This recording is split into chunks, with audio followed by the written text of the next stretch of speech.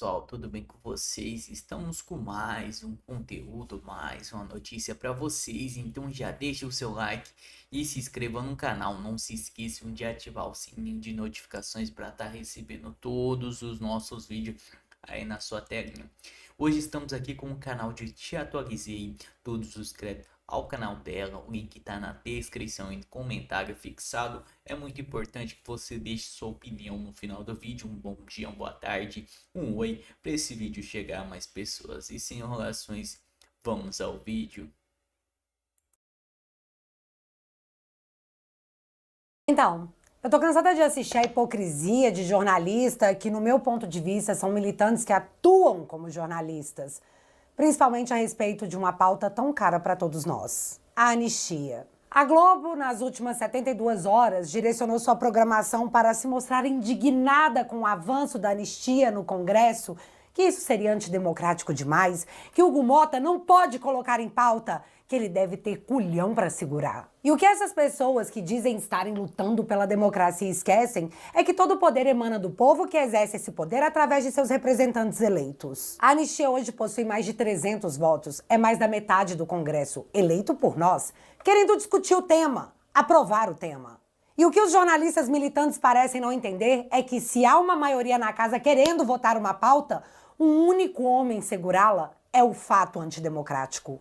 Ah, mas por que não pode ter anistia para golpista? Eu nunca vi golpe ser dado com instrumento constitucional. E, na verdade, o decreto de estado de sítio não foi apresentado. Talvez se tratasse de uma conversa sobre o que poderia se fazer a respeito do momento em que todos nós vivíamos, que todos nós vimos o que aconteceu. Todas as opções legais estavam sendo analisadas e isso nem de longe se parece com um golpe de estado, até porque o delator Mauro Cid deixou claro em todos os seus trocentos depoimentos: ninguém queria dar um golpe. O senhor mantinha a chama acesa? O senhor acreditava que dava para dar o golpe até o último minuto?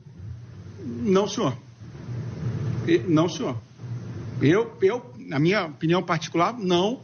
E até porque eu sabia, se o senhor percebe, se o senhor pegar todas as minhas mensagens antigas, você vai perceber que eu falava: não encontrou fraude, o senhor está preocupando, está procurando, o presidente não vai dar golpe. Assim, se o senhor percebe, todas as minhas mensagens elas são nesse sentido. E eu estava acompanhando, estava vendo o que estava acontecendo. Até por saber que as Forças Armadas não iam fazer nada.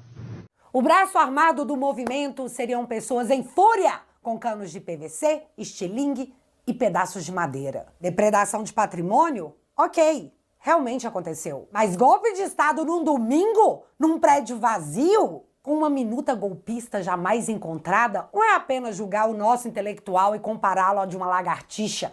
É a implementação de uma narrativa absurda com ares de indignação. Vocês querem falar de golpe de estado? Eu falo.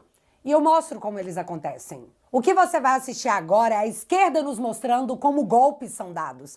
E chamar as pessoas do 8 de janeiro de golpistas é mais do que dissonância cognitiva. É mais do que a implementação de uma narrativa. É a perpetuação de um poder. Presta atenção como se faz quando você está numa organização armada que busca derrubar um governo. Aí já um movimento não mais estudantil, um movimento social de tomada do poder, é isso que nós queríamos, e transformação daquilo em socialismo, e que nós não éramos exatamente contra a ditadura, nós éramos contra a ditadura militar burguesa, mas nós éramos a favor da ditadura do proletariado. Isso ninguém diz, mas tem que dizer, faz parte da nossa história. As armas, eu estava com um fuzil, o Zé Milton Barbosa, nosso companheiro Castro, estava com uma metralhadora, Schmeiser, alemã, 9mm, e o que aconteceu é que nós chegamos a render o general. O general estava com um ajudante de ordem, mais uns 2 ou 3 seguranças, à porta da igreja, do Templo Batista. Chegamos a rendê-lo, puxar das armas e colocar no peito dele. Né? Nós formamos uma organização nacional chamada Vanguarda Armada Revolucionária Palmares. Nós praticávamos ações de expropriação, que nós chamávamos dos bancos. Nós íamos buscar dinheiro nos bancos, nós queríamos ter dinheiro para comprar armas. Nós assaltávamos bancos, expropriávamos o dinheiro dos bancos, expropriávamos o dinheiro dos carros pagadores. Fizemos ações de quartéis também, alguns quartéis, para pegar armas. Era a metralhadora que a gente usava, do exército. A gente roubava nas guaritas aqui no Leblon, entendeu? Era assim. Muitas vezes as pessoas pensam, né, que não existiam no campo da esquerda coisa igual e até pior, em vários aspectos, né? Os grupos armados que tinham como programa esse processo de chegada a uma ditadura do proletariado. Eu não renego nenhum dos atos daquele momento. Fernando Gabeira, anistiado, jornalista da Globo. Franklin Martins, anistiado durante muito tempo, jornalista da Globo. Dilma Rousseff, anistiada, ex-presidente atual, bambambam dos BRICS. Eduardo Jorge, político. Estamos falando de gente com fuzil, que fazia treinamento militar em Cuba, de um movimento que assassinou pessoas, assaltou bancos, roubou armas em quartéis e tentava instaurar não uma democracia, mas uma ditadura do proletariado. Se examinar o programa político que nos movia naquele momento, era voltado para uma ditadura do proletariado. Essas pessoas hoje estão no poder. Essas pessoas estão influenciando outras pessoas através do jornalismo, através da política. Essas pessoas não foram apenas anistiadas, foram tratadas como vítimas, como heróis. O Clezão, pai de família que participou do epicentro de uma revolta popular num prédio vazio, num domingo, com uma multidão de idosos, mulheres e até crianças, de pedreiros, de médicos, de faxineiras, de porteiros. Galera, ele morreu na cadeia, mesmo com um pedido de soltura vinda do Ministério Público. Essa senhora aqui foi espancada na cadeia e a sua advogada foi afastada do caso porque ela expôs que a sua cliente foi agredida na cadeia por motivação política. A Débora, mãe de 2 filhos pequenos, ficou 2 anos na cadeia sem denúncia. E agora ela pegou 14 anos de cadeia por tentativa de golpe de Estado. Lucas Brasileiro, advogado, pai de uma menininha, foi levado algemado e escoltado com polícia armada ao velório da sua avó, onde não pôde sequer dar um abraço na sua mãe. Não pode fazer.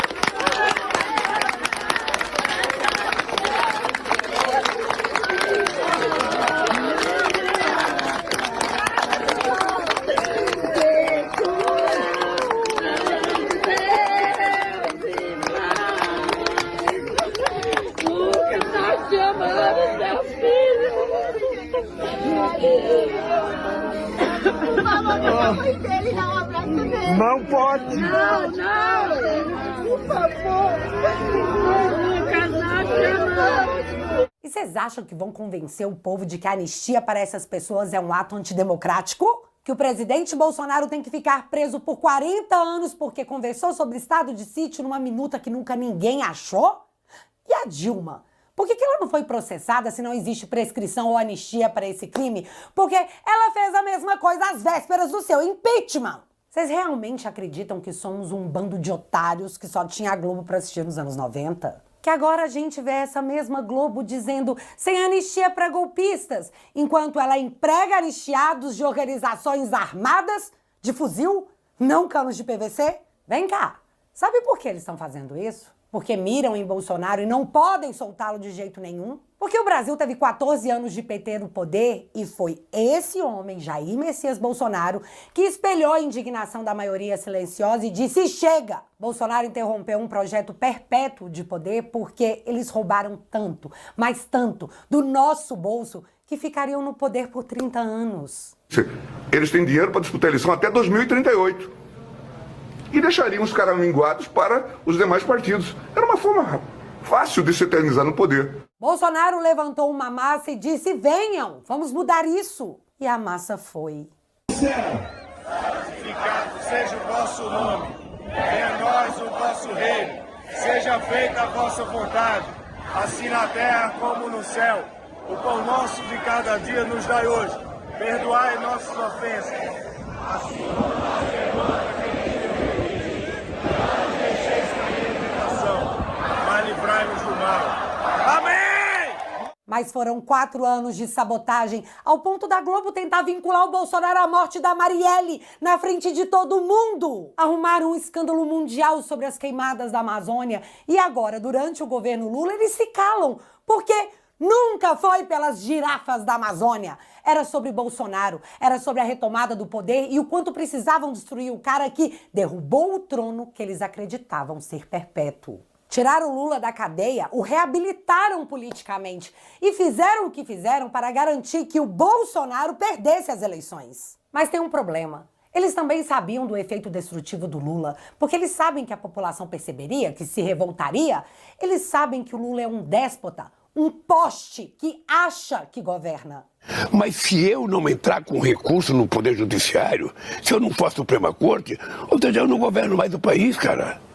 Eles sabem que o Lula mataria a memória afetiva que eles tinham do Lula 1 e Lula 2. E como nos Estados Unidos iríamos querer voltar atrás, íamos querer o Bolsonaro de volta. Mas isso eles não podem permitir. Ainda mais depois de tudo o que eles fizeram e a enxurrada de provas que eles mesmos produziram. Por sobrevivência do establishment, Bolsonaro tem que ser preso e nunca o povo pode ter a oportunidade de colocá-lo novamente no poder. E para mim, é isso que eles estão tentando garantir com esse processo esquizofrênico, onde temos os juízes como vítimas, amigos do Lula, seu ex-advogado, numa condenação em tempo recorde, mesmo sob as graves denúncias que são absolutamente ignoradas, principalmente pela imprensa. Eles sabem que a anistia é o único passo de pacificação desse país. Eles, políticos, sabem que não podem afrontar o povo às vésperas de uma eleição onde eles vão precisar dos nossos votos. E eles também sabem que os nossos critérios subiram muito. Chega de perseguição política. Chega. Estamos, nesse momento, sendo sancionados pelos Estados Unidos porque nos tornamos um país autoritário, onde a democracia foi substituída pela juristocracia. E os nossos produtores estão perdendo clientes e sofrendo em desespero porque nos recusamos a assumir que o estado de exceção não proclamado passou dos limites. Temos um juiz ou vítima, às vezes eu me confundo, estampando a lista de violadores de direitos humanos mundial. Nós temos os nossos bancos na iminência de sanções secundárias porque os que hoje estão no poder não conseguem imaginar a possibilidade de soltar o osso. E não, eu não acho que é pela soberania do Brasil, é para que eles não paguem nunca pelo que fizeram. Nós não podemos meter medo em ministros da Suprema Corte porque eles estão em cargos vitalícios que não precisam dos nossos votos com poder absoluto. Mas os políticos que estão lá e podem fazer algo para que esse estado de exceção acabe, precisam dos nossos votos. E é por isso que eles nos temem. Neles, a gente bota medo. E eu sei que você acha que sair às ruas não resolve nada, mas você sabe o que resolve menos ainda? Ficar em casa se lamentando pelo ponto que as coisas chegaram. Se a gente desistir, eles ganham por desistência e no nosso hino não diz que somos um povo covarde. Diz que verás que um filho teu não foge à luta. E a luta hoje é para exercer o que determina a Constituição a qual os ministros do Supremo estão submetidos. Todo poder emana do povo que exerce seu poder através dos representantes eleitos. Porque se eles anistiaram assassinos e assaltantes, se eles indultaram o Zé Dirceu... Solta cumprindo a Constituição. Quem gosta de prender? Vossa Excelência, quando chegou aqui, soltou o Zé Dirceu. Porque recebeu o indulto da Presidente da República. Não. Vossa Excelência julgou os embargos infringentes. Absolutamente, é mentira. Vossa Excelência dizia que mentira. Aliás, Vossa Excelência normalmente não trabalha com a verdade. Então gostaria de dizer que José Dirceu foi solto por indulto da Presidente da República. E Vossa Excelência está fazendo um comício que não tem nada a ver com extinção de Tribunal de Contas do Ceará. Eles não podem e não vão manter na cadeia inimigos políticos. Porque nós não vamos deixar. Soltem os presos políticos. Anistia já. Bora lá lutar pela sua liberdade, pela minha liberdade, no dia da independência. Nos vemos na rua. Eu pensei em fazer um longo vídeo para te convencer a estar na rua no dia 7. Mas não vai ser preciso, porque é muito mais simples do que você imagina. E se eu te dissesse que faltam 30 manifestações para atingirmos o nosso objetivo, o que você faria? Provavelmente iria querer que toda semana tivesse uma, para ser mais rápida e assim atingir o nosso objetivo. Nós não sabemos quando sairemos vitoriosos, quando vamos conseguir mudar esse país, quando vamos derrotar o Moraes, quando vamos nos livrar dos corruptos e imorais dessa nação, ou até mesmo quando iremos vencer a esquerda. Mas um fato é, se continuarmos tentando, podemos vencer, mas se pararmos, a derrota é certa. Santo Agostinho diz que a esperança tem duas filhas lindas, a indignação e a coragem. A indignação nos ensina a não aceitar as coisas como estão e a coragem a mudá-las. Independentemente de qualquer situação, você possa fazer parte da mudança desse país. Se a gente for 1 milhão, lutaremos. Se formos 10 mil, lutaremos. Se formos 10, lutaremos. E se formos 1, que esse 1 seja você. Porque a mudança sempre começa com alguém que se recusa a desistir. E esse alguém pode ser você. Porque a liberdade nunca foi obra dos covardes, mas do que tiveram coragem de ficar de pé quando todos preferiam se ajoelhar. No dia 7 de setembro, escreva a história do seu país. Fala, meu povo, o que vocês acharam do vídeo? Comente a sua opinião, que é muito importante pra gente. Não se esqueçam de comentar aí, porque vai trazer, entregar esse vídeo para mais pessoas e a gente conseguir entregar esse trabalho da Te Atualizei aí, que é maravilhosamente bom para mais pessoas. Não se esqueçam de se inscrever e ativar o sininho de notificações para estar recebendo todos os nossos vídeos. E hoje estamos aqui no Conexão Política, o site que traz a verdade ao povo. Nas mãos dos estados, Lula decide bater de frente com as Big Techs. Vamos regular as redes sociais. Doa quem doer. Petista volta a dizer que o país atravessa momentos turbulentos e o que controla a internet se faz necessário. O governo federal e o Supremo se unem pelo avanço da medida. O presidente Luiz Inácio Lula da Silva, do PT, afirmou nesta sexta-feira, dia 5, que a regulação sobre o controle estatal das redes sociais será aplicada com rigor no Brasil. Doa a quem doer. Em entrevista à SBT News, ele argumentou que a investigação no ambiente digital não equivale à censura, mas sim a uma necessidade de estabelecer limites claros para as plataformas com base no princípio de que aquilo que vale na vida real vale na vida digital. Para Lula, a ausência das regras específicas para esse meio é um abuso que precisa ser enfrentado pelos estados brasileiros. Crimes digitais e responsabilização das plataformas. Lula alegou que o país não pode mais conviver com permissividade diante dos crimes cometidos online. Defendeu que condutas como instigação à violência sexual contra menores, disseminação de ódio contra negros, mulheres, pessoas LGBT, além de práticas criminosas em geral, não podem ser toleradas. O presidente afirmou que é preciso regular as empresas porque não pode brincar com a verdade, indicando que a responsabilização das Big Techs deve ser um dos pilares do novo marco regulatório. Então é isso, pessoal. Esse foi o vídeo. Não se esqueçam aí de deixar sua opinião, que é muito importante pra gente, e se inscrever no canal e ativar o sininho de notificações para estar recebendo todos os nossos vídeos. Muito obrigado a todos e até a próxima.